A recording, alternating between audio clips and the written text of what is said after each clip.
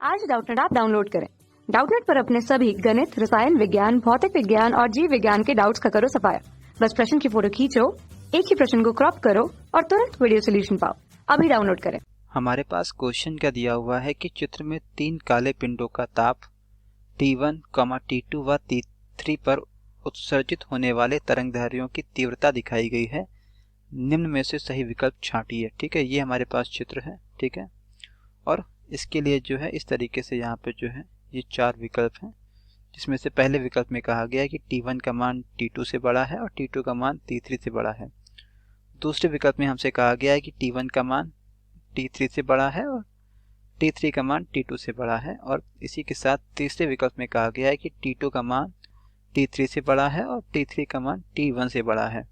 चौथे विकल्प में हमसे कहा गया है कि T3 का मान T2 से बड़ा है और T2 का मान T1 से बड़ा है। ठीक है, हमको बताना है इनमें से कौन सा विकल्प सही है। तो इसके लिए हम सहायता लेंगे वीन के विस्थापन नियम की। ठीक है, किसके? वीन के विस्थापन नियम की। ठीक है, तो वीन का जो विस्थापन नियम है वो क्या होता है, ये आपको यहाँ पर पता होना चाहिए, तब आप जाके इस क्वेश्चन के जो है सही परिणाम तक पहुंच पाएंगे। ठीक है, तो उसको गणितीय रूप में दिखाते हैं लैम्डा एम। ठीक है, इस तरीके से जो है अनुपाती होता है किसके? 1/t के। ठीक है, तो यहाँ पे लैम्डा एम क्या है? लैम्डा एम यहाँ पे जो है किसी एक ग्राफ के लिए जो है मैक्सिमम जो है वेवलेंथ, यानी कि जो अधिकतम तरंगदैर्घ्य, अधिकतम मान वाली तरंगदैर्घ्य का मान है। ठीक है, तो यहाँ पे देखिए क्या हो जाएगा कि T3 के लिए जो लैम्डा एम है क्या हो जाएगी? ये हो जाएगी,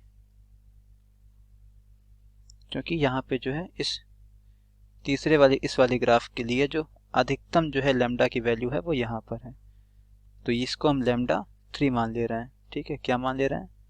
लैम्डा 3 मान ले रहे हैं।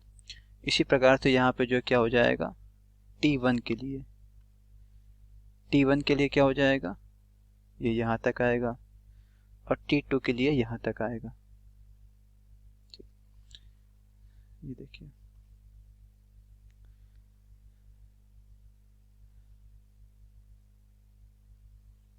ये क्या है? ये लैम्डा 2 है और ये लैम्डा 1 है। तो हम यहाँ पे देख पा रहे हैं, पहले इस संबंध की बात कर ले रहे हैं। ठीक है, तो ये संबंध हमसे ये कहता है कि लैम्डा और टी आपस में व्युत्क्रमानुपाती है, यानी जब लैम्डा का मान, लैम्डा एम का मान क्या होगा? ज़्यादा होगा, तो उस केस में क्या हो जाएगा? उसके संगत जो टी का मान है वो कम होगा। ठीक है, लैम्डा एम का मान जैसे जैसे बढ़ेगा टी का मान वैसे वैसे कम होगा।